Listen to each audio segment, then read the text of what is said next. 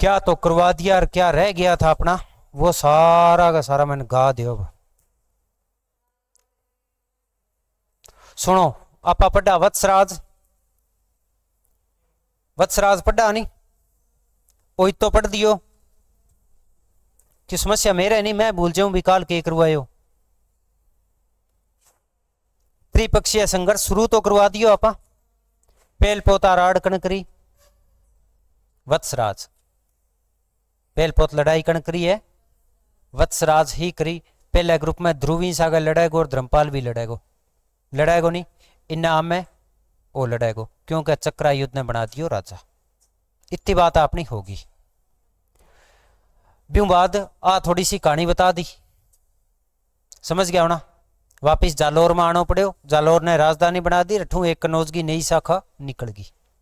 ठीक, ब्यू बाद ए दो ग्रंथ बिंग काल में होया और ओशियांग में एक मंदिर की स्थापना करी, एक महावीर स्वामी को मंदिर स्थापित करवायो। नागभट्ट सेकंड अगलो शासक बन गयो, जो कोई बेटो। इतनी बात होगी के बस इतनी। चलो जी, नागभट्ट सेकंड।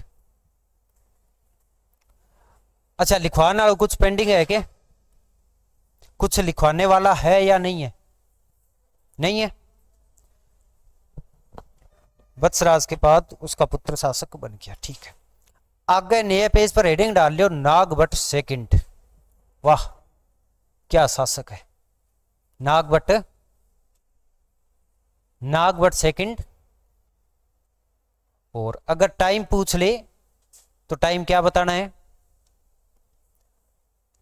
वत्सराज का एंड 795, कितना? और ये शासक रहेगा 833 ईस्वी।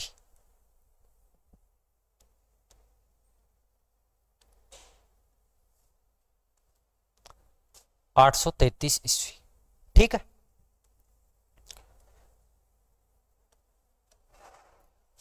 जब भी आप ऐसी हेडिंग डालो ना नए राजा की, कम से कम 5-6 लाइनें छोड़ दिया करो, 5-6 लाइनें छोड़ दिया करो। छोड़ने का मतलब सीधा सा है, देखो अब इसमें अपने आगे पढ़ेंगे अलग अलग कहानियां, कभी कन्नौज के साथ लड़ेगा, कभी राष्ट्रकूट के साथ, कभी पाल शासकों के विरुद्ध, कभी मुसलमानों के विरुद्ध लड़ेगा।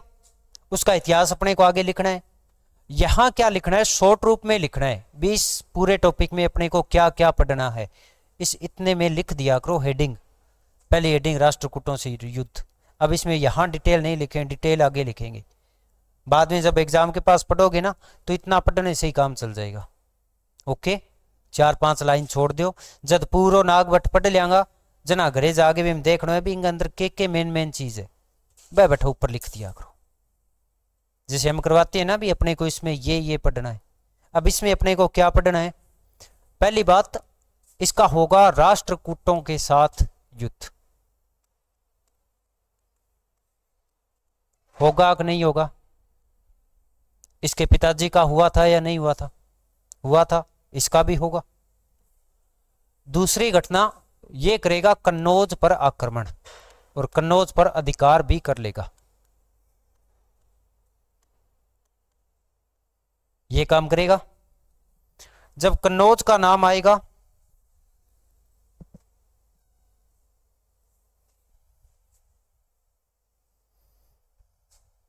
एक मिनट।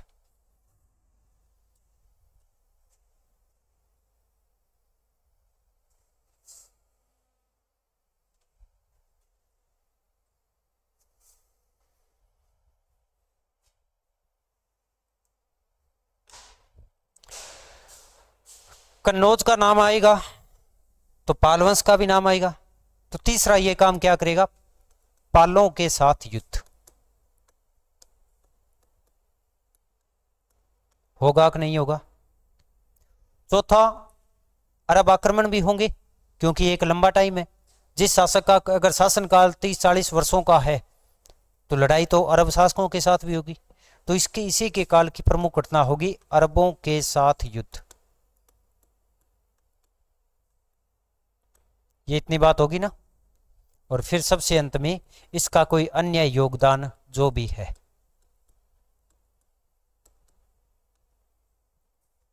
आगे बात समझ में? इतनी चीज आप अंदर पढ़नी है तो ऊपर कम कम लिखड़ी होनी चाहिए। ठीक है, आई बात समझ में? लिखो कोई एक दो चीज सीधी लिखने वाली है, वह लिख लिया।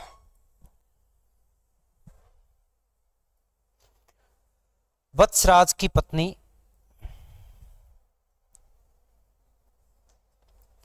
हाँ 4-5 लाइन छोड़ दियो से। वत्सराज की पत्नी सुंदर देवी से, वत्सराज की पत्नी सुंदर देवी से उत्पन्न नागभट्ट सेकंड, वत्सराज की पत्नी सुंदर देवी से उत्पन्न नागभट्ट सेकंड प्रतिहारों का अगला शासक बना, प्रतिहारों का अगला शासक बना।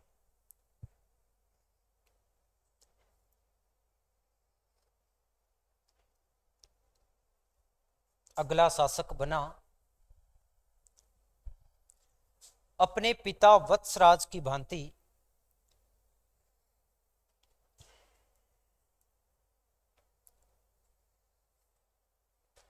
अपने पिता वत्सराज की भांति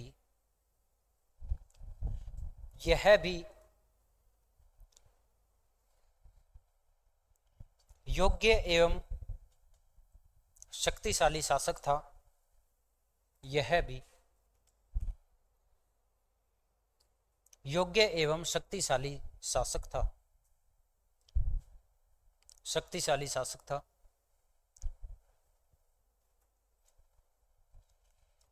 राष्ट्रकूटों से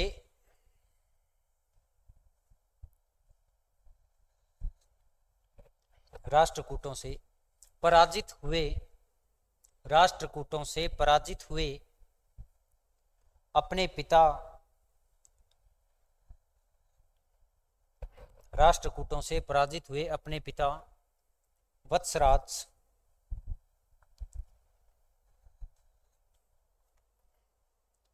जो जालोर में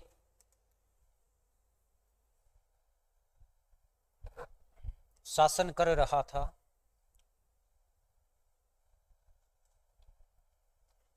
जो जालोर में शासन कर रहा था, नागभट्ट सेकंड इस हार का बदला लेना चाहता था, नागभट्ट सेकंड इस हार का बदला लेना चाहता था। अब बताओ शक्ति बढ़ाएगा कि नहीं बढ़ाएगा? बढ़ानी पड़ेगी, क्योंकि पहला कारण तो ये है भी इसके पिताजी की हार हुई थी, पिताजी का बदला तो ये लेगा, ये तो कन्फर्म है।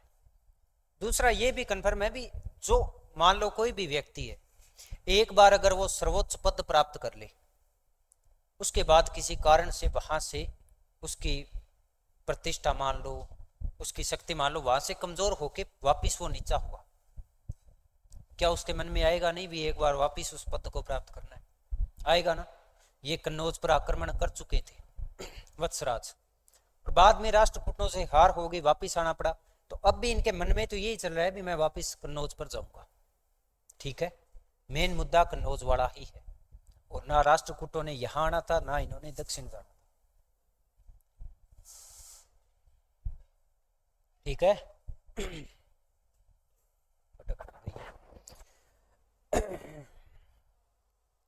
अब एक लाइन और लिख लो, नागभट्ट सेकंड नागभट्ट सेकंड कन्नौज पर अधिकार करना चाहता था, नागभट्ट सेकंड कन्नौज पर अधिकार करना चाहता था, जिसमें जिसमें सबसे बड़ी बाधा कौन थे? सबसे बड़ी बाधा कौन थे? भी ये अधिकार तो कर ले, लेकिन एक ही समस्या है, वो समस्या क्या है? लास्ट वाला टाबरो बताओ। ये कन्नौज पर आक्रमण कर लेगा, अधिकार भी कर लेगा, लेकिन समस्या है एक। क्या समस्या है?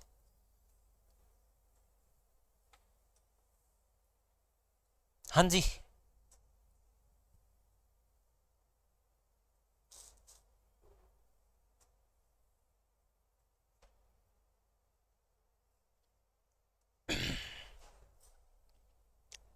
एक बार वीडियो रोकूं के इंटरेस्ट आवेगो, पर चालन ही दिया, कोई बात नहीं, यूट्यूब पर इतनी क्लिप डाल दिया। भी मैं लाग रही हूँ इतो मोटो कन्नौज पर आक्रमण, अभिलेख चक्रा किया काम ने, धुआंधार हो रही अड़ंगो, तलवारा चल है, देखो ध्यान लाखों की फौज है, और थरनेट वो उठा को नहीं भी कन्नौज पर आक्रमण में। अब मान लो क्वेश्चन आ जाए आ रहे इसमें भी गुर्जर प्रतिहारों ने जब जब कन्नौज पर आक्रमण किया तब तक एक एक समस्या आई, और वो समस्या क्या थी, कौन रोक रहा था इनके आक्रमण को, कन्नौज पर ये अधिकार कर ले, लेकिन ऐसा कौन है जो उस अधिकार को रोक दे, राष्ट्रकूट है को नहीं, सारा मोटी समस्या है। देखो अगर थे यहाँ सोचो ने भी ये लाइन जकी सर लिखवा दिया, मेहबान ने पढ़ गए आगे सिलेक्शन ले लिया, मूर्खता है नहीं, क्या काम चल रहा है वो। और जय मान लो क्वेश्चन आ जा भी प्राचीन भारत की कोई एक महाशक्ति जिसकी तुलना आधुनिक मराठों से की जाती है, तो यहाँ याद रखना पड़ेगा कण के करियो, यह काम कौन चल रहा टावरो, थारे ना कोई चीज समझ में आवे मैंने पूछो, एक कर को नहीं 1000 बार ही पूछो, लेकिन यह काम कौन चल रहा है, थोड़ा सा पर्सन ने घुमा के मिल लो इतना घुमा बस, थारी तो आपकी हालत राष्ट्र आन ली सी होगी, कोई प्रतिहार आनी सी है, यह काम कौन चल है, दिमाग ने खोलो, कोई लाइन लिखे भी अर्थ देखो, रास्ते पर चाल ही गया नहीं तो दाएं बाएं आगे पीछे सारे ध्यान रखो, ठीक है नहीं। गला आ गई समझ से, अब क्या करूं, कराऊं के, चलो हाँ क्या लिखे है, चाहता था लेकिन इस कार्य में सबसे बड़ी बाधा, कन्नौज पर अधिकार करना चाहता था लेकिन इस कार्य में सबसे बड़ी बाधा राष्ट्रकूट थे, सबसे बड़ी बाधा राष्ट्रकूट थे। वाह रे वाह टाबरो,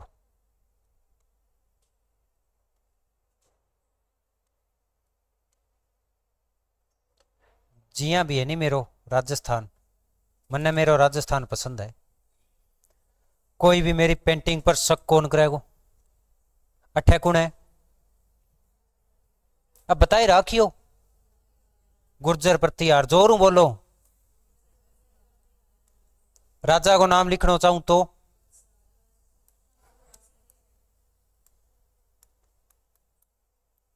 कोई नहीं, तारे दिमाग का जो एक एक स्क्रू ढीला कर करके जे बार चूड़ी फेल करके ना छोड़ी तो मन्ने कह दियो, वो फ्रेश दिमाग नहीं, भगवान अगले जन्म में वही चेपे को, किसी ना ना के बिगड़े बॉडी बॉडी चेंज करनी है कर दियो, ठीक है नहीं, बरत लियो इन्हें की कौन बिगड़े। अब आक्रमण गठे करेगो कन्नौज पर ही टाइम कौन है, हाँ जी कौन है, इंदिरा युद्ध है या चक्रा युद्ध है, कण बनाए हो चक्रा युद्ध ने, ठीक है कोई बात नहीं। अच्छा कन्नौज के जस्ट पास कौन है, पाल, और पालों में इस समय राजा कौन है,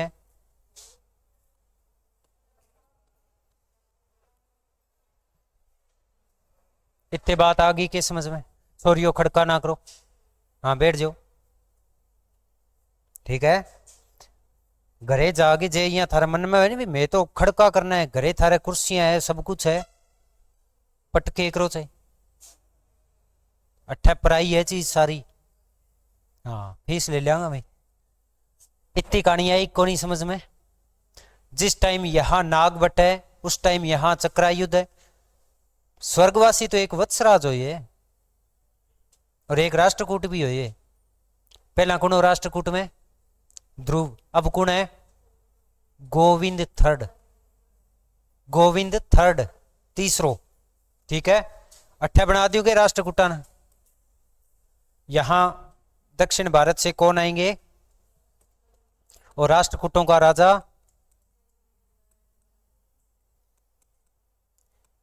अब बताओ टाबरो समस्या है गठे थाने बना दिया।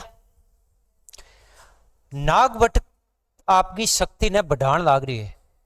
पता है युद्ध तो होगा। अब भारत की ब्रह्मोस मिसाइल बनाई पहला पड़ी ही नहीं। पहला की बनाई आपा चला दी चक। जे ना बनाई वे तो आपनो काम सार दिया यार मोटो मोटो रियल में। भी आपकी शक्ति सेना इतनी लगभग जदागा आप पढ़ांगा नहीं मई पाल पढ़ांगा भी मैं होगी भी आंगी सेना ही भी 4 भाग में बंटेड़ी। प्रत्येक सेना में 7-8 लाख सैनिक का चार आंगी करे लगभग 35 लाख की सेना ही आंकने कितने की 35 लाख की। एक स्पेशल राष्ट्रकूटा वास्ते नियुक्त करेडी अठे इत एरिया में। एक इन्हें नियुक्त करेडी स्पेशल अरबा वास्ते और 2 आपकने पर्सनल राखता जबकि बीच में गठे आक्रमण करना है तो ठीक है। पहली बात आपकी शक्ति बढ़ाई। शक्ति बढ़ा बढ़ूगे पंगो लेना चाहिए ना और पंगो गठे ले को कन्नौज। लेकिन आक्रमण करने के लिए कहा जाता है भी प्रस्थान किया ही होगा। इधर से कौन आ गया? राष्ट्रकूट आ गए। राष्ट्रकूटों का राजा गोविंद तृतीय। दोनों के बीच में संघर्ष हुआ। किस किस के बीच में? अब अगर मैं यहां एक नाम और लिख दूं, ओके लिखे बौर।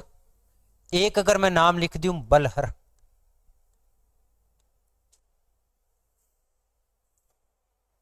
अगर कोई क्वेश्चन आ जाए बौर और बलहर क्या है या किससे समानता प्रकट की जाती है, ज्यादा दिमाग कौन लगानो? विदेशी भाषा है।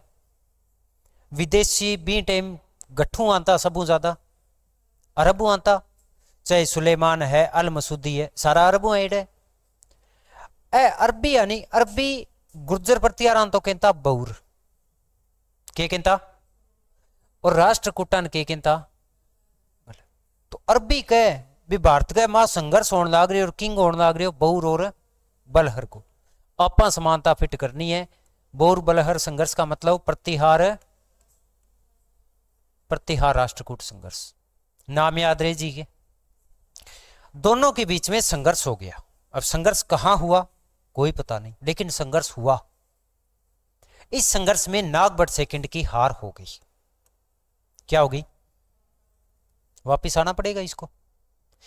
अब कहा जाता है भी गोविंद तृतीय ने नागभट्ट सेकंड को हराने के बाद जाके कन्नौज पर अधिकार कर लिया। लेकिन जैसे ही कन्नौज पर अधिकार किया उसे सूचना मिली। क्या सूचना मिली? कि आपके खुद के राज्य राष्ट्रकूट राज्य में तख्ता पलट करने की तैयारी है, वहां विद्रोह होने वाला है। गोविंद तृतीय भी अपने पिता के समान वह यहां से वापिस आ गया वापिस। अब इसके बाद कहा जाता है कि राष्ट्रकूटों की शक्ति दक्षिण भारत में कमजोर होने लगी क्योंकि जैसे ये इधर आते वो उधर से आ जाते। शक्तिशाली है राष्ट्रकूट की तो शक्तिशाली है तो जो शक्तिशाली होगा उसका विरोधी जरूर होगा। मोदी जी का कितना विरोधी है नहीं? राहुल गांधी का भी है क्योंकि उनके पास शक्ति है। मेरा विरोधी है के है? थारा है के? थारले लेवल में अगर थे शक्तिशाली होनी थारले लेवल में तो थारा विरोधी पक्का ही है। सड़क के सारे कोई भिखारी बैठे हुए बी किंग बेर हुए के मतलब भी को नहीं। आपन कदी कोई भी प्रतिज्ञा हो भी मैं तो इन्हें मार स्यूर कर स्यू क्या मैं जरूरत ही कौन पड़े। आंगा भी विरोधी बहुत आ तो जद ये उत्तर भारत में आंता पिछू आंगा खुद के राज्य में कोई दंगा कोई विद्रोह कोई आंतरिक विद्रोह वगैरह हो जाता। इसके लौटते ही नागभट्ट सेकंड ने वापिस से अपनी सेना इकट्ठी की और इसने आक्रमण कर दिया और कन्नौज पर अधिकार कर लिया। अब कन्नौज पर अधिकार ही कर लिया, ना इंदिरा युद्ध ना चक्रा युद्ध कोई को नहीं, कन्नौज पर राजा कौन बन गयो?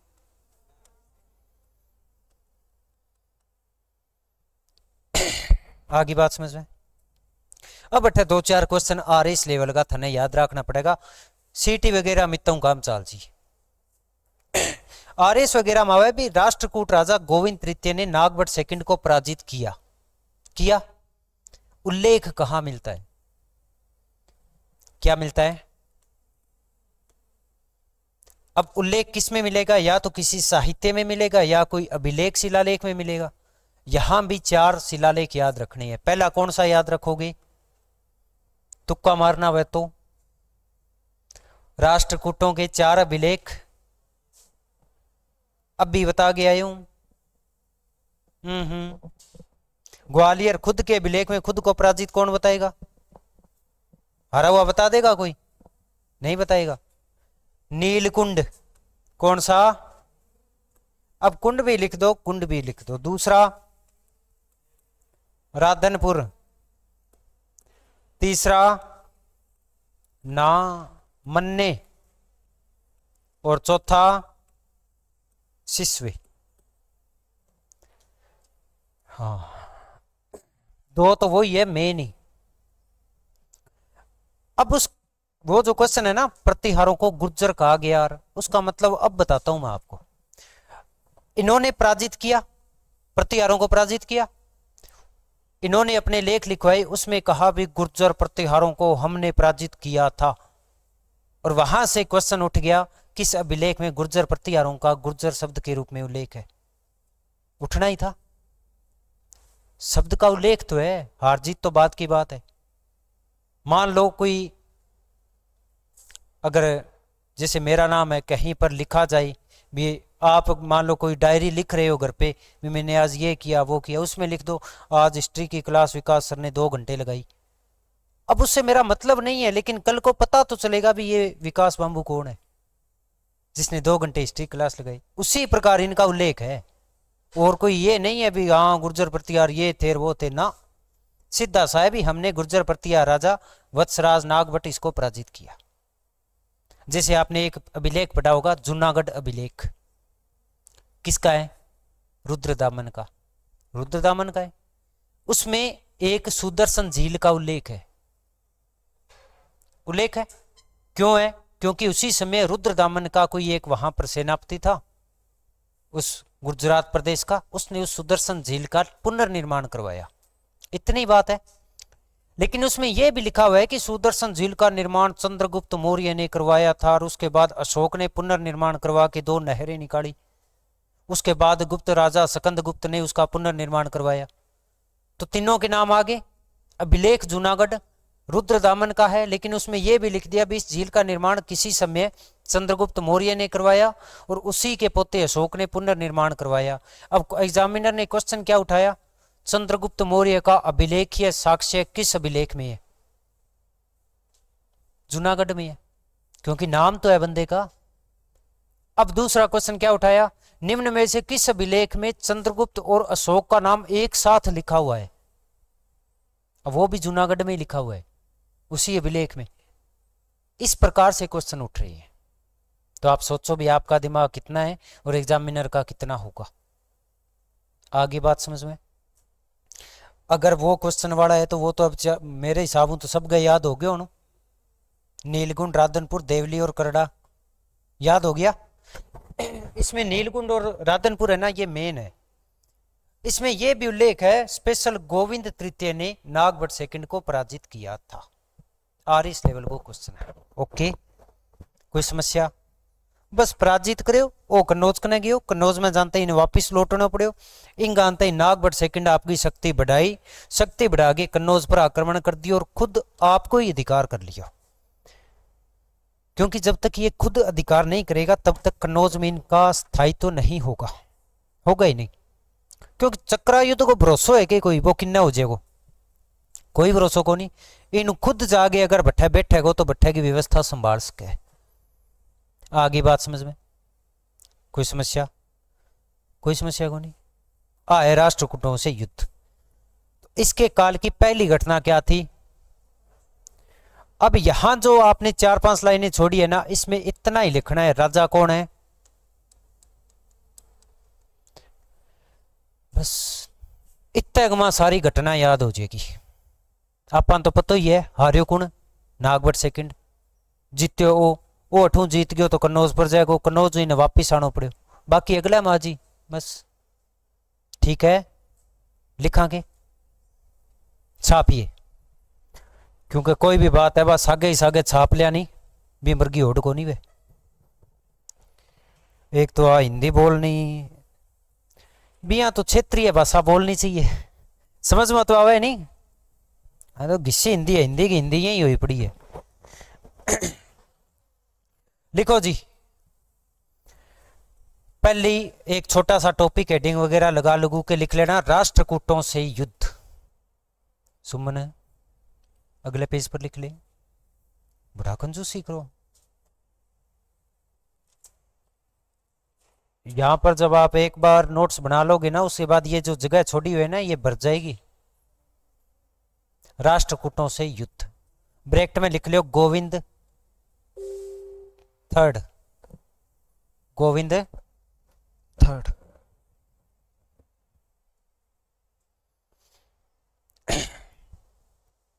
अब अगली लाइन में लिखो, नागभट्ट सेकंड के कन्नौज अभियान में, नागभट्ट सेकंड के कन्नौज अभियान में सबसे बड़ी बाधा, नागभट्ट सेकंड के कन्नौज अभियान में सबसे बड़ी बाधा राष्ट्रकूट थे।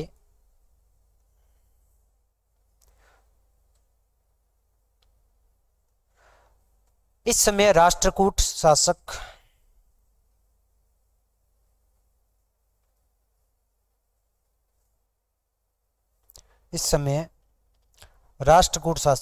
गोविंद तृतीय था। इस समय राष्ट्रकूट शासक गोविंद तृतीय था, जिसने उत्तर भारत का अभियान किया, जिसने उत्तर भारत का अभियान किया।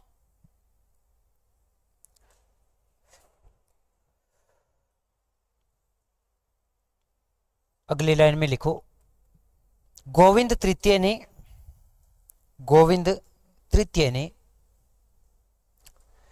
इस संघर्ष में नागभट्ट सेकंड को पराजित किया।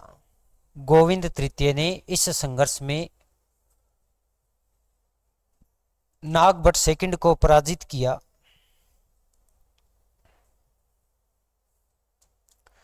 जिसका उल्लेख नीलगुंड अभिलेख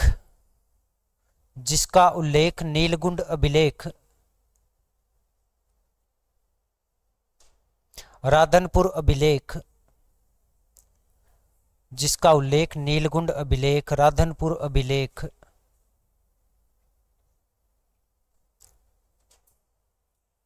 मन्ने अभिलेख, मैं पूरा नया आधा उसके बाद आधा न पूरा न, मन्ने अभिलेख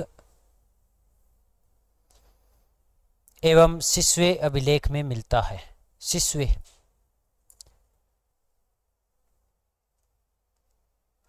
उक्त चारों अभिलेख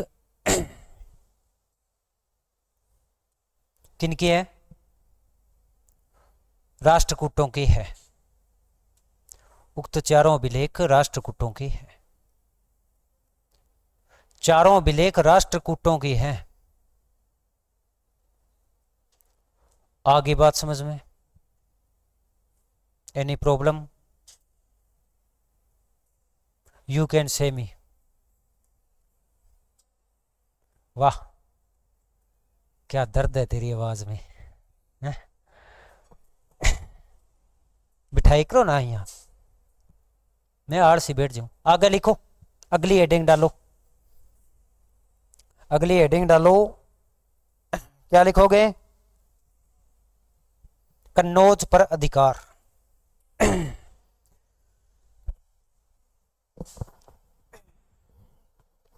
कन्नौज पर अधिकार।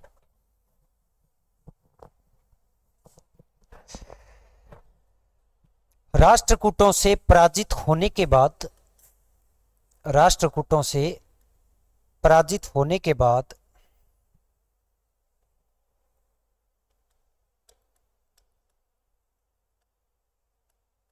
राष्ट्रकूटों से पराजित होने के बाद नागभट्ट सेकंड ने,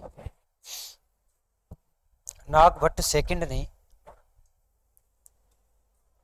अपनी शक्ति को बढ़ाया, अपनी शक्ति को बढ़ाया तथा उचित अवसर प्राप्त कर, तथा उचित अवसर प्राप्त कर कन्नौज पर आक्रमण कर दिया। उचित अवसर प्राप्त कर कन्नौज पर आक्रमण कर दिया। उचित अवसर प्राप्त कर कन्नौज पर आक्रमण कर दिया। इस समय कन्नौज का शासक, इस समय कन्नौज का शासक चक्रायुध था। इस समय कन्नौज का शासक चक्रायुध था।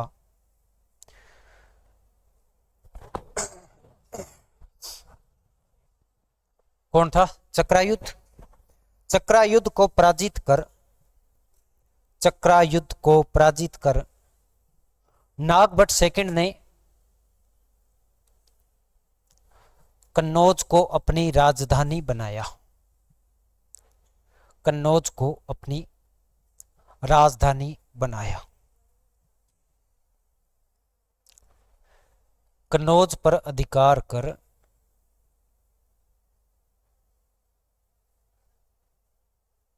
कैसे लिखो है? नागभट्ट को, चक्रायुध को पराजित कर कन्नौज पर अधिकार किया तथा उसे अपनी राजधानी बनाया। अब लैंग्वेज आप खुद बना लो इसकी, ठीक है? अठू चीज समझी भी बाद आपके हिसाब लिख ले करो। ओके, तो सल्ट गयो कन्नौज वालों मैटर। अगली घटना के ही, अगली घटना क्या थी? यहां है नागभट्ट, और अब नागभट्ट कहां चला गया? तो यहां भी अब नागभट्ट है, ठीक है? और इसके पड़ोस में कौन है? पाल। और इस समय पाल राजा कौन है? इतनी कहानी है। नागभट्ट सेकंड का धर्मपाल के साथ युद्ध हुआ, होना ही था ना। कारण क्या था? धर्मपाल के साथ युद्ध होने का कारण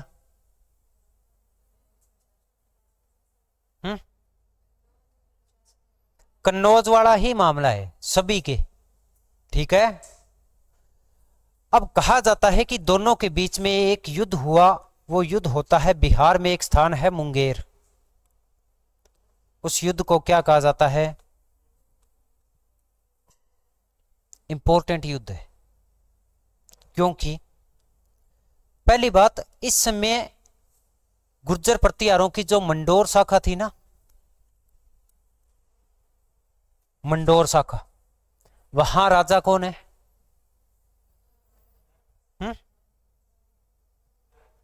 मंडोर शाखा का पूछ रहा हूं, मंडोर शाखा का। जद्दी तो मैं थाने के हूं भी थारे दिमाग का जे एक नट ना खोल के छोड़िया तो मैंने की हो। वहां लिखवाया था मैंने कक में कि इसने मुंगेर, धर्मपाल के साथ हुए मुंगेर के युद्ध में नागभट्ट सेकंड का साथ दिया था। कौन लिखवाए दोगे? चैलेंज करो ना लिखो है तो ले मन देख कॉपी दे तू तन्ने कौन मिले ला दटकी क्यों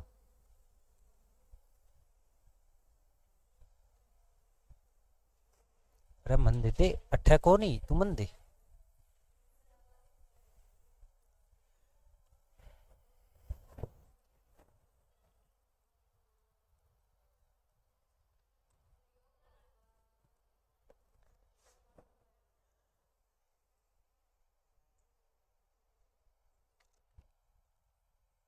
या किया उसके भी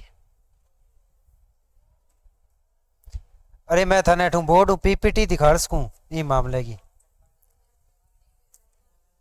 चलो यहाँ करो वो पेज निकाले है नहीं मंडोर वालों सारा को बिग मा लिखो पहला तो भी मैं लिखो ले कोई नहीं तो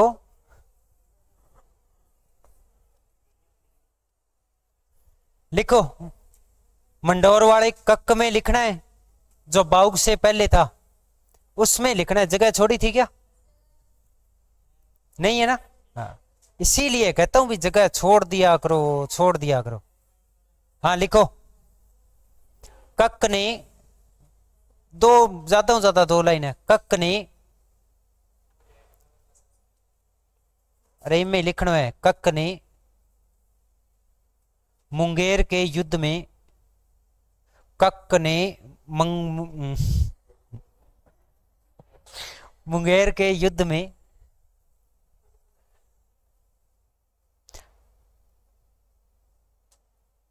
नागभट्ट सेकंड का साथ दिया था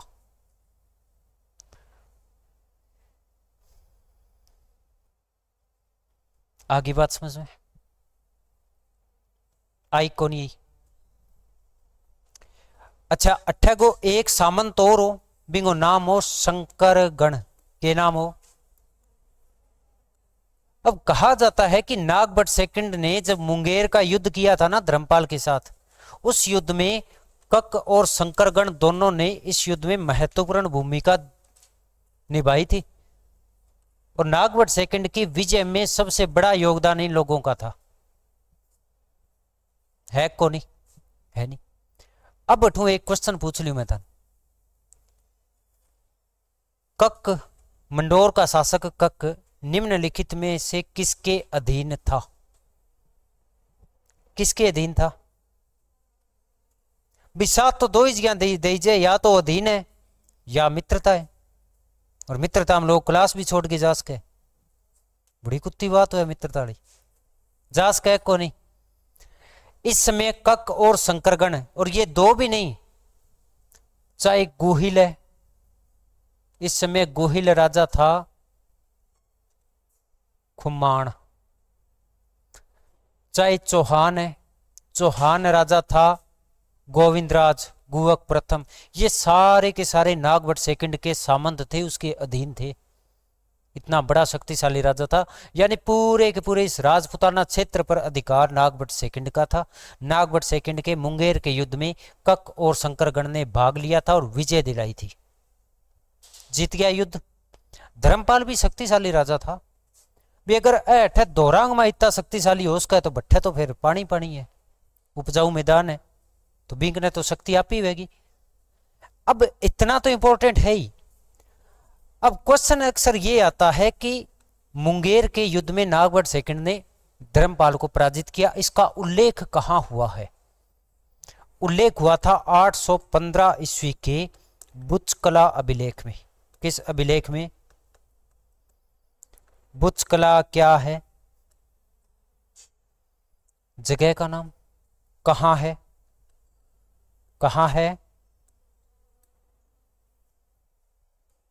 हो गया काम एक काम हो रहा है इस युद्ध के बाद या इस विजय के बाद नागभट्ट सेकंड ने एक उपाधि ली थी परम भट्टारक महाराजा धीराज परमेश्वर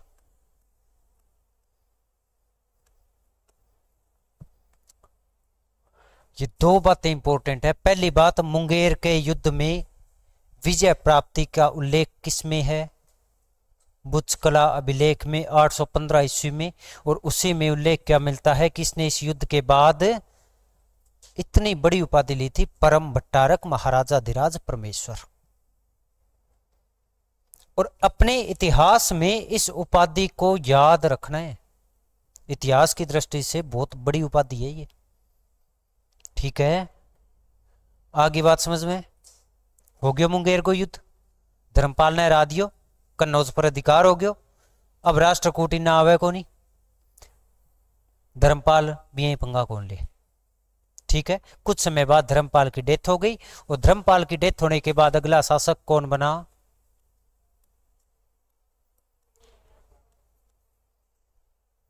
बस यहां कोई समस्या है कि नहीं है? अपना होती समस्या आ जाए। ठीक है, क्लास में आने का टाइम लेट मत आया करो, इससे बढ़िया आओ ही मत। एक एक घंटे लेट थोड़ी होती है। आगे आ जाओ, आगे चलो लिखो। जहां लिखा है ना कन्नौज पर अधिकार, अच्छा राजधानी बना दी के, ठीक है। आगे हेडिंग डालनी है, अच्छा नहीं नहीं हेडिंग डालनी है पालों के साथ संघर्ष। पालों के साथ संघर्ष, अरे अटैक करवाई तो है। देखो ये हो ही गया, अब ये करना है पालों के साथ युद्ध।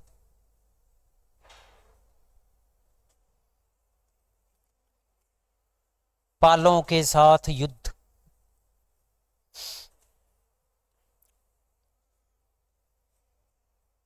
कोई पानी पिलाएगा क्या?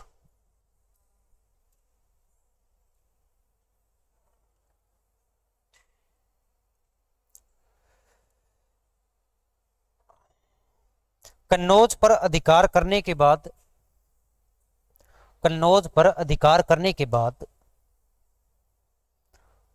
नागभट्ट सेकंड का, कन्नौज पर अधिकार करने के बाद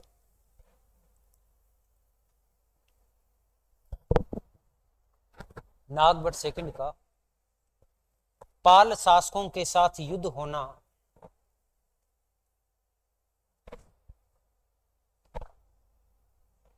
पाल शासकों के साथ युद्ध होना अवश्यम भावी हो गया। लिखना आवेगी अवश्यम भावी।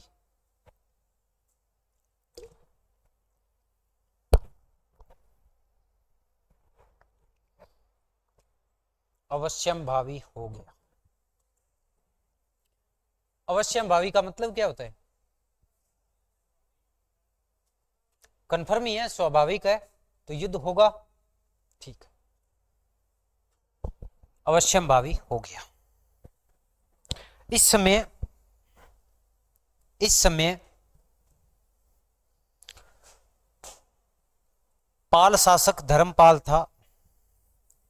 इस समय पाल शासक धर्मपाल था।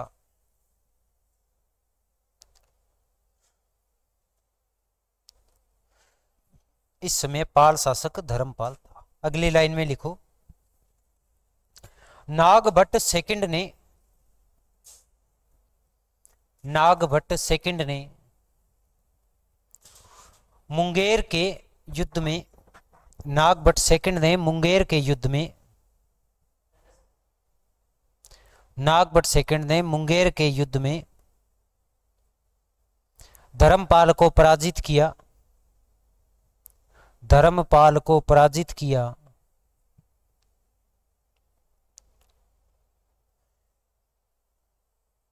इस संघर्ष में, इस संघर्ष में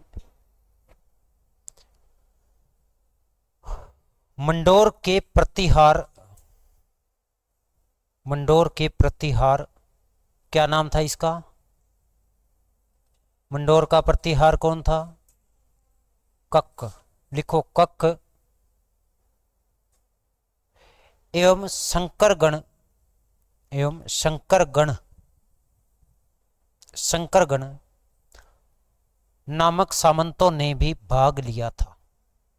नामक सामंतों ने भी भाग लिया था।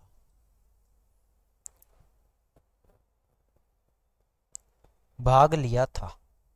अगली लाइन में लिखो,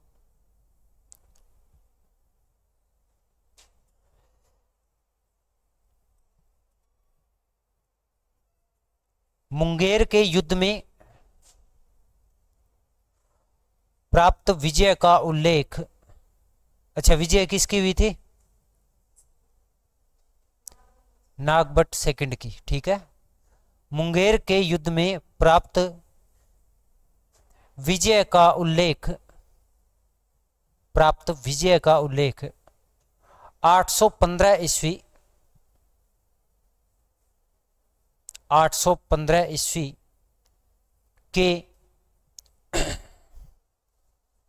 बुचकला अभिलेख में हुआ। बुचकला अभिलेख, बुचकला अभिलेख में हुआ। अच्छा, बुचकला अभिलेख के ब्रैकेट में कर देना जोधपुर, नहीं तो आगे लिख दो, कोई बात नहीं। बुचकला अभिलेख में हुआ। इसी अभिलेख में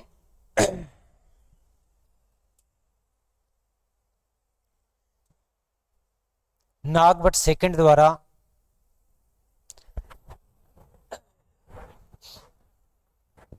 इसी अभिलेख में नागभट्ट सेकंड द्वारा परम भट्टारक, परम भट्टारक महाराजाधिराज, परम भट्टारक महाराजाधिराज परमेश्वर,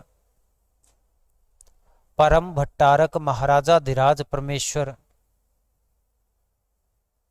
उपाधि लिए जाने का, परम भट्टारक महाराजाधिराज परमेश्वर उपाधि लिए जाने का उल्लेख मिलता है।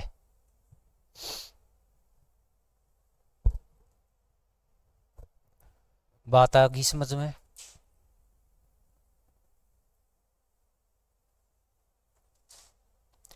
अच्छा, एक नोट लगा के लिखो,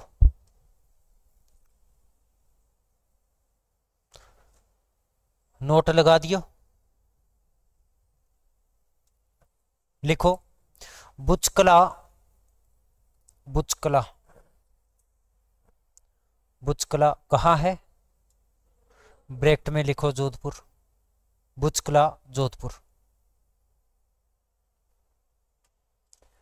में नागभट्ट सेकंड ने, नागभट्ट सेकंड ने विष्णु एवं शिव मंदिर की स्थापना की, निर्माण करवाया। विष्णु एवं शिव मंदिर का निर्माण करवाया। विष्णु एवं शिव मंदिर का निर्माण करवाया, जो वर्तमान में,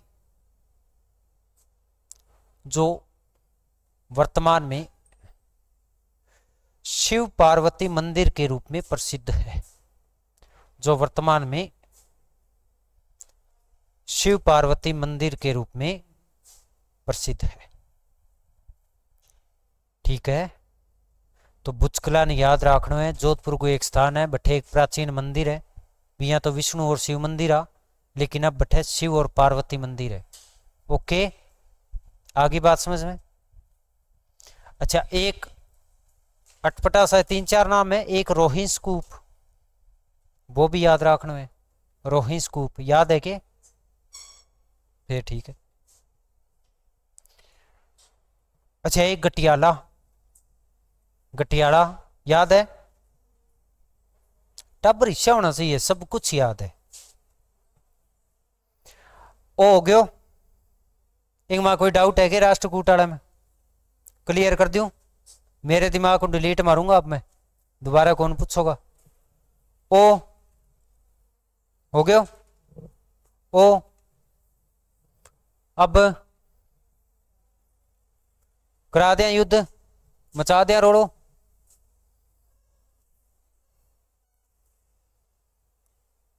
अब जिया भी है, ठीक है, इतना ही चाहिए अपन। यहां कौन है?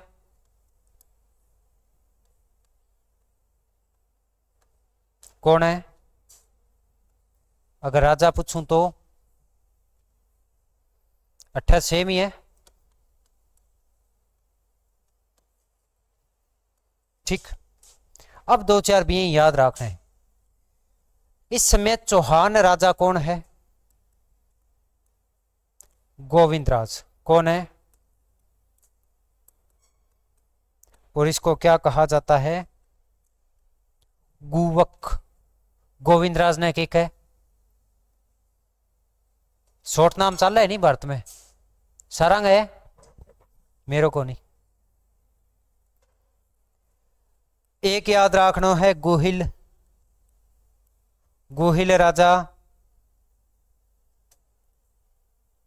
खुमान। कौन है?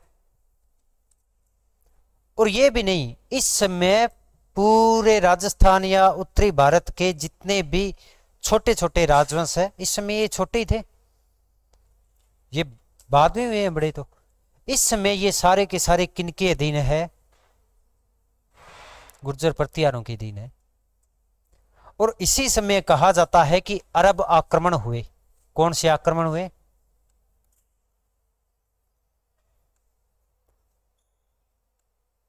अरब आक्रमण हुए।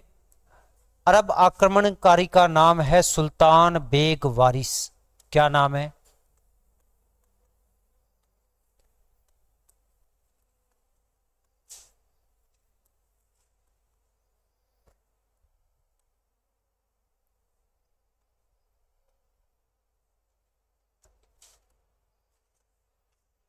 सुल्तान बेग वारिस अरब आक्रमणकारी है ये। जब इसने आक्रमण किया, सामना कौन करेगा? नागभट्ट सेकंड करेगा, क्योंकि वो ये ताकतवर। अब नागभट्ट सेकंड ने सेना भेजी, खुद गया, और इस सेना में सहयोगी कौन थे? चौहान राजा गोविंदराज और गोहिल राजा। कहा जाता है कि इन्होंने अरबों को दौड़ा दौड़ा कर मारा था, भूखे मारा था। वो भाग रहे थे, वापस भाग गए सारे के सारे। ठीक है, अब यहां एक क्वेश्चन याद रखना है कि इस अरब आक्रमण का या अरबों पर नागभट्ट की विजय का उल्लेख कहां हुआ है? अब देखो, ये जीते हैं ना, गुर्जर प्रतिहार जीते हैं। अगर विजय प्राप्त की है तो ये अपने अभिलेख में जरूर लिखेंगे ना। गुर्जर प्रतिहारों का अभिलेख कौन सा है? अब बताओ, गुर्जर प्रतिहारों का उल्लेख या अभिलेख कौन सा है? ध्यान रखना, ग्वालियर अभिलेख। कौन सा है? तो इस विजय का या इस आक्रमण का उल्लेख सबसे पहला कहां होगा? ग्वालियर अभिलेख, मिहिर भोज, आगे पढ़ेंगे, उसमें इस विजय प्राप्त करने का उल्लेख है। दूसरा, इस समय खुमान ने युद्ध में भाग लिया, और खुमान के समय ही एक ग्रंथ की रचना हुई जिसका नाम है खुमान रासो। ये अपने स्वामी की तरफ से अरबों के साथ युद्ध करके आए हैं, विजय प्राप्त करके आए हैं। इसका उल्लेख करेगा कि नहीं करेगा? करेगा। तीसरा, एक ग्रंथ का नाम है प्रबंध कोश। क्या नाम है? किसने लिखा था? प्रबंध कोश, काव्य मीमांसा, कर्पूर मंजरी, बाल भारत, बाल रामायण, सारे किसके हैं? राजशेखर। किसके? कौन है? महेंद्रपाल प्रथम का राजकवि। अभी आया नहीं है, जस्ट अब आने वाला है, या तो आज आ जाएगा, आधा एक घंटा रहा है, नहीं तो कल आएगा, लेकिन आएगा। राजशेखर गुर्जर प्रतिहार शासकों के दरबार में रहा, महेंद्रपाल प्रथम और महिपाल प्रथम। ठीक है, कब आएंगे? मिहिर भोज के बाद। तो ये रचना पहले की है। इसके अलावा ये रचना है, ये अब की है खुमान की। अगर कंटिन्यू देखें ना तो ये सबसे पहले आएगी, क्योंकि ये खुद युद्ध लड़के है। ठीक है, और प्रबंध कोश, इन तीनों में इस अरब आक्रमण का भी उल्लेख है और अरबों पर नागभट्ट सेकंड की विजय प्राप्त करने का भी उल्लेख है। कर दोगे?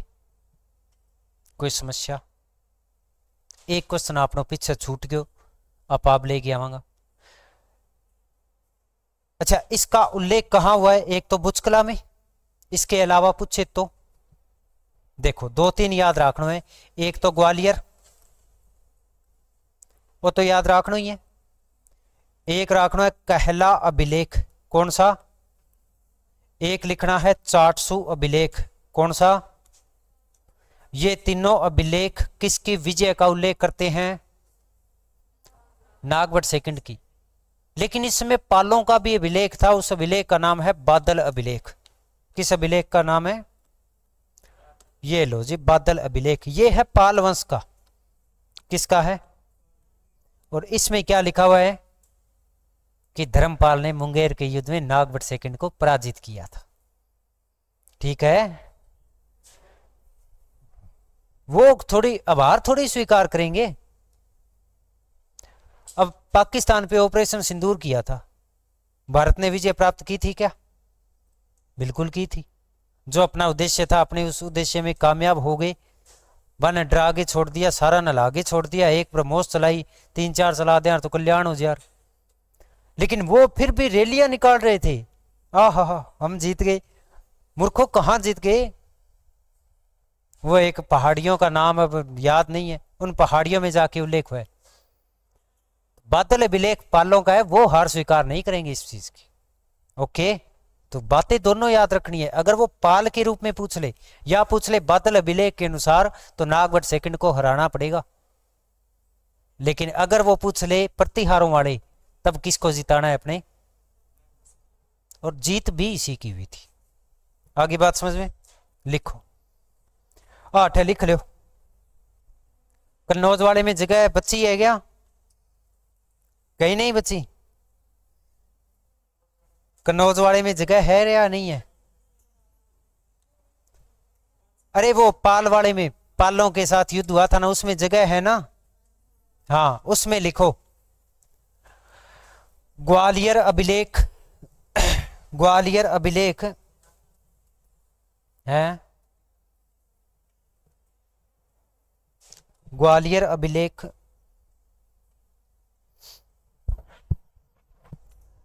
कहला अभिलेख, ग्वालियर अभिलेख, कहला अभिलेख, कोमा चाटसू अभिलेख।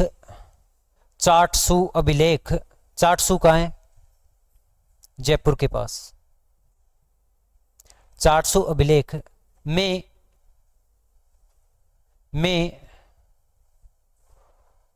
नागभट्ट सेकंड की, नागभट्ट सेकंड की विजय का उल्लेख मिलता है। नागभट्ट सेकंड की विजय का उल्लेख मिलता है, जबकि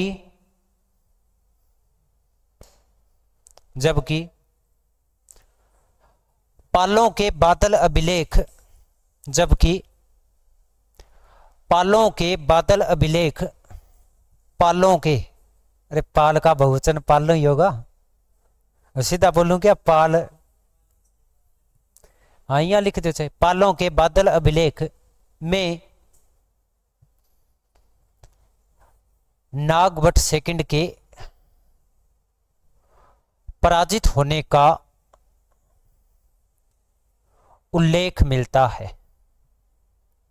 नागभट्ट सेकंड के पराजित होने का उल्लेख मिलता है। कोई समस्या होगी पूरी? 2-4 लाइन छोड़ के लिखते ही हो, नहीं काल फेर की इनकी बिचारा लगवा दूंगा मैं। क्या लिखोगा? क्या लिखोगे? अरबों के साथ संघर्ष, अरबों के साथ संघर्ष।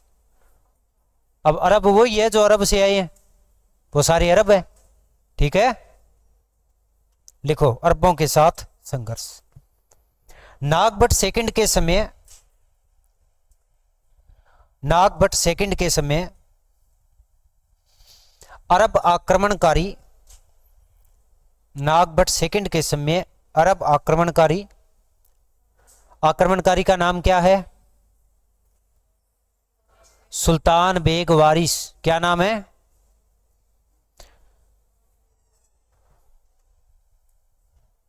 अरब आक्रमणकारी सुल्तान बेग वारिस,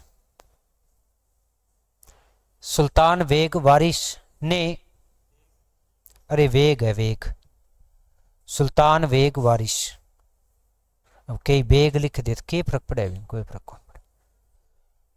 सुल्तान बेग वारिस ने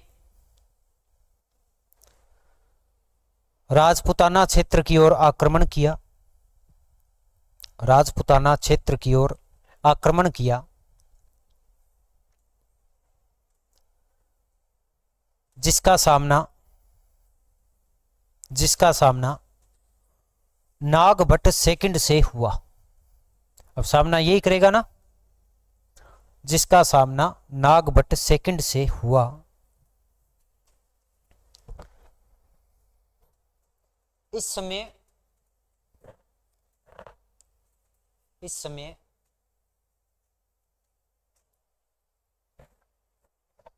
चौहान शासक गोविंदराज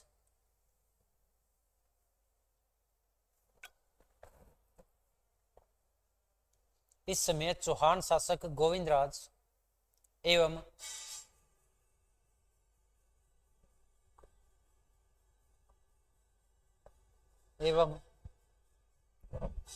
गुहिल शासक खुमान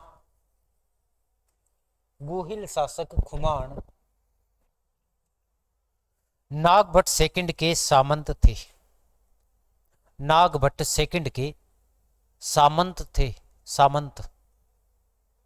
नागभट्ट सेकंड के सामंत थे। ओके, अगली लाइन में लिखो, अरबों के साथ हुए संघर्ष का उल्लेख, अरबों के साथ हुए संघर्ष का उल्लेख प्रतिहारों के ग्वालियर अभिलेख,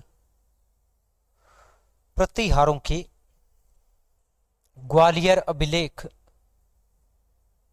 कोमा खुमान रासो,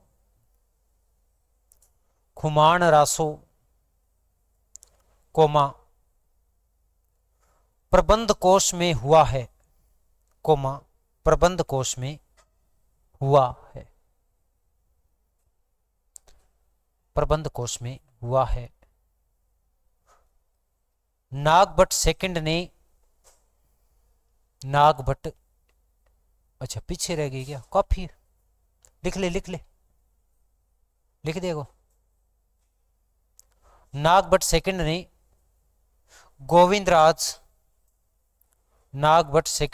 गोविंदराज एवं खुमान के सहयोग से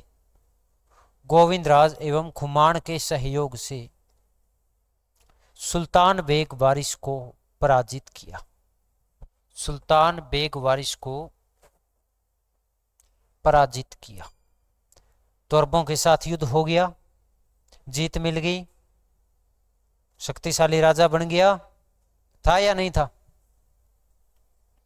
चलते चलते टाइम आ गया 833। कौन सा टाइम आ गया? कितने साल हो गए इसको राजा बने हुए? लगभग 38 साल। कितने कि 22 साल को हो गए राजा बने होनो, या 38 में 22 जोड़ांगा लगभग 60 बने, 60 ही साल को हो गया नहीं। और मैंने एक दिन आगे आपको बताया था कि गुर्जर प्रतिहारों में जल समाधि लेने का बहुत ज्यादा प्रचलन है। या तो जल समाधि लेते थे या कहीं आश्रम में जाके अपने आध्यात्मिक कार्यों में लीन हो जाते थे। लेकिन इतना श्योर है कि अधिकांश शासकों ने अपना राजपाट अपने जीते जी सौंपा है अपने पुत्रों को। और कारण क्या था? क्योंकि इनके राज्य की भौगोलिक स्थिति ऐसी है कि वहां पर अगर कोई वृद्ध बुजुर्ग या अयोग्य शासक बैठा और तभी या तो अरब आ जाएंगे या इधर उधर वाले हो जाएंगे। इस बात का पता नागभट्ट सेकंड को भी था। और कहा जाता है कि 833 ईस्वी में इसने अपना समस्त राजकाज अपने बेटे को सौंप दिया। और एक ग्रंथ है प्रभावक चरित्र, एक ग्रंथ है। और कहा जाता है कि अपने पुत्र को सौंप सांप के और ये खुद गंगा नदी में जाके जल समाधि ले ली। संभव है क्या ऐसा? हो सकता है कि आज के टाइम में संभव है क्या? एक बार पद प्राप्त कर लिया, कोशिश यही है भी मेरा प्राण निकले तो अठी निकले, ये कुर्सी पर ही निकले। अपने पूरे भारत में ना आप कुछ नेताओं को देखो ना, अब नाम तो अपने नहीं लेंगे, कुछ नेताओं को आप देखो, उनकी एज देखो, खुद का शरीर उनसे संभल नहीं रहा, वो कहते हैं जी हमें सीएम बना दो। हद होगी। फिर नौजवान तो वह रैली काटन जो गई रह गया, रैली काटने वाला सही रह गया। और पागल है नौजवान जो जावे रैली काटने, कोई मतलब नहीं है।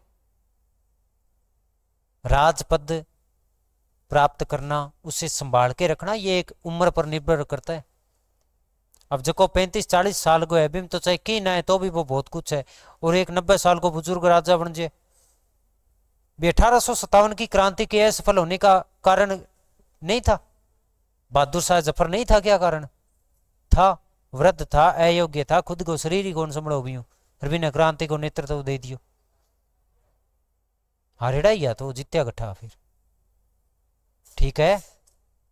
तो इसने भी जल समाधि ले ली। कब ले ली? लिखो अगली लाइन में,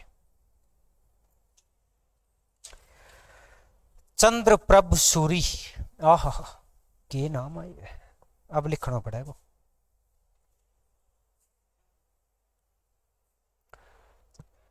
चंद्र प्रभ और सूरी की यहां लिखना है। चंद्रप्रभ सूरी में छोटी री लगाऊं या बड़ी लगाऊं? बड़ी लगा दें, ना लगावांगे? इसका मतलब क्या मतलब होता है? चंद्रप्रभ सूरी, सूरी छोटी री लगी है, क्या मतलब है? जैन साधु या जैन महात्मा या जैन कवि जो जैन धर्म की शिक्षाओं को फॉलो करता हो, ठीक है। चंद्रप्रभ सूरी के ग्रंथ, अब इसने एक ग्रंथ लिखा, कौन सा? प्रभावक चरित्र। कौन सा ग्रंथ है? प्रभावक चरित्र के अनुसार, प्रभावक चरित्र के अनुसार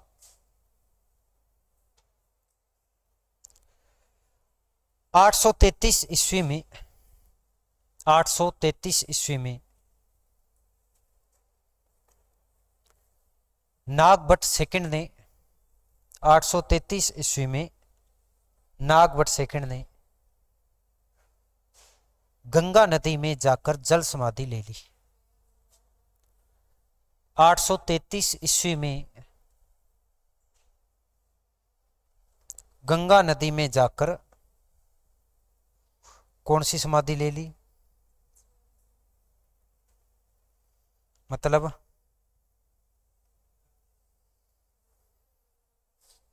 प्राण दे दिया, सौखो काम तो को नहीं, या है सोरो है थे दे के देखो ध्यान ठाकुर जी।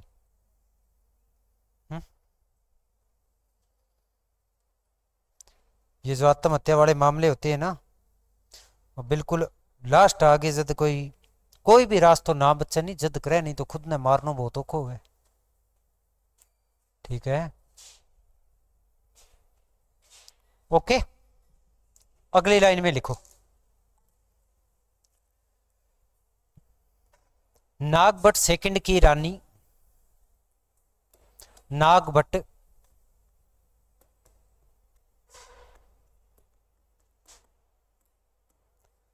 नागभट्ट सेकंड की रानी, रानी का नाम क्या है? अप्पा देवी। नागभट्ट सेकंड की रानी अप्पा देवी से रामभद्र का जन्म हुआ।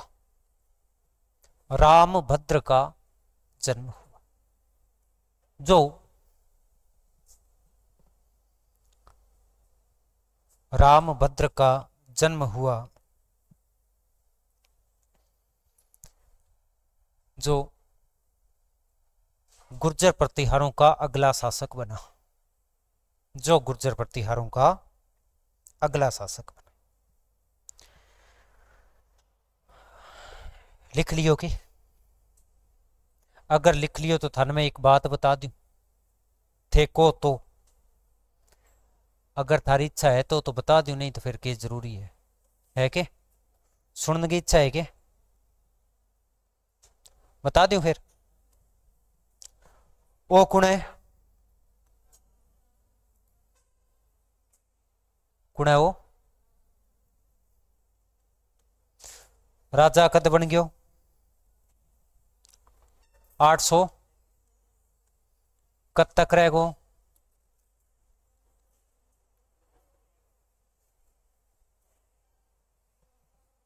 क्या है भी यार, लिफाफा वगैरह ना बजाई करो और बोतल तो काट ले बली मारे। सुनो, एक गुप्त काल में एक राजा हो, चंद्रगुप्त। कौन हो? पहलो हो दूसरो? दोनों ही होया। बी टाइम ही एक राजा बने बिचाड़ा रामगुप्त। चंद्रगुप्त सेकंड भी बाद एक बने रामगुप्त, एक भी बाद में आगे बने स्कंदगुप्त। बने नहीं? रामगुप्त किशो को नहीं, मेरा फिर सपना में आवे रोज है। अरे रामगुप्त भी किसी भी शक्तिशाली शासक जिसने एक हाई लेवल चरम सीमा पर राज्य की समृद्धि को ले गया, ताकत में फुल भी। अब तो भी राज्य को नाम लिया तो ही लोगों को डर लगा कि ना यार भट्टा आक्रमण कौन करा, और भी मैं एक ईश्वर राजा बन जाए जकन कोई की समझे ना अयोग्य वे, तो क्या वो राज्य राज्य रह पाएगा? नहीं रह पाएगा। रामगुप्त, रामभद्र याद रख लियोगा कि दापगे अयोग्य, दापगे विलासी, आलसी, जितना गुण एक राजा में चाहिए नहीं, ब्यू उल्टा अवगुण इंगमा। कोई महान काम को नहीं हो इन काल में, कोई महान काम को नहीं हो। एक शक्तिशाली राज्य छोड़ के गए हो पापो, छोड़ के गए हो नहीं जी ही हो राजा बने हो। आस पास गज का छोटा छोटा सामंत आनी बा सामंत आप आपकी स्वतंत्रता की घोषणा करता गया। गिणगे दो चार याद रखना। कालिंजर जो कन्नौज के सारे को क्षेत्र होनी, कालिंजर बठत चंदेला स्वतंत्रता की घोषणा कर दी। बोले ना ना प्रतिहार मारो कोई लेना देना को नहीं, मैं न्यारा मंडोर वाला प्रतिहार जानोगे, वहां भी स्वतंत्रता की घोषणा कर दी। जका जड़ में बैठा। रिंग अलावा एक और कन्नौज को वो अपने पाल राजा हो देवपाल, और देवपाल हो शक्तिशाली, बन कन्नौज पर आक्रमण कर दियो। इंगा टाइम किंग टाइम है रामगुप्त गए, और कहे अभी रामगुप्त क्यों कहे कोई नहीं, कन्नौज वालों पूर्वी हिस्सा तू राख ले। कन्नौज का पूर्वी हिस्सा देवपाल को देना पड़ा। एक ऐसे पिता की संतान जिसके पिता ने चारों ओर पूरे साम्राज्य का विस्तार किया था, वही पुत्र अपने राज्य का विभाजन करता फिर रहे। लेकिन संग फिर आगे बेटा जा मैं नहीं बह योग्य निकले, क्योंकि पोतो दादा लक्षण पर चार्ल्स के चाले कौन चाले। इंगे भी एक बेटो हो जगह को नाम हो मिहिर भोज। के नाम हो? मिहिर भोज। देखो भी पापो पार तो कौन पढ़न दिए, और जे वह तो इनको कांटो काट। अरे कहे एक दिन मिहिर भोज ले गई तलवार, पड़े बाढ़ गई, छोड़ दिया अपने पिताजी को। अब इतिहास में जिसने भी अपने पिता की हत्या की है ना, उसे कहा जाता है पितृहंता। क्या कहा जाता है? हिंता नहीं, हंता। हंता का मतलब हत्या करना। व्याघ्र निहंता एक मुद्रा है गुप्त काल की, बी है पितृहंता, पिता की हत्या कर शासन प्राप्त करने वाला। और यहां से जीके के क्वेश्चन बनते हैं, निम्न में से कौन सा शासक प्रतिहारों में पितृहंता कहलाता है? तो कौन कहलावे? मिहिर भोज। अब बताओ ये एक ही वंश में होया, और भी वंश में होया? गणा में ही होया। मैं एक लिस्ट बनाई सुबह, चौहानों में जगदेव, जिसने अपने पिता अर्णोराज की हत्या की थी। गुर्जर प्रतिहारों में मिहिर भोज पितृहंता है। चौहानों में जगदेव, अर्णोराज की हत्या की थी। गुहिलों में उद्दा, उद्दा ने अपने पिता कुंभा की हत्या की थी। मारवाड़ में दो या, मारवाड़ में दो या, एक तो अजीत सिंह और एक को मालदेव। मालदेव ने अपने पिता राव गांगा की हत्या की और भक्त सिंह ने अपने पिता अजीत सिंह की हत्या की। मारवाड़ में दो है, राठौड़ा में, और हम तो एक ही है, इंगमा कितना है? और एक आपके आमेर, आमेर में राम सिंह ने अपने पिता जय सिंह प्रथम की हत्या की थी। आ लिस्ट याद रखनी है पूरी, ठीक है? बोल साचे दरबार की, अभी वो आप काले लिखांगा, ठीक है? अब थारी कोई समस्या है, चर्चा कर लेंगे 2 मिनट, मैं कर वीडियो बंद कर दी।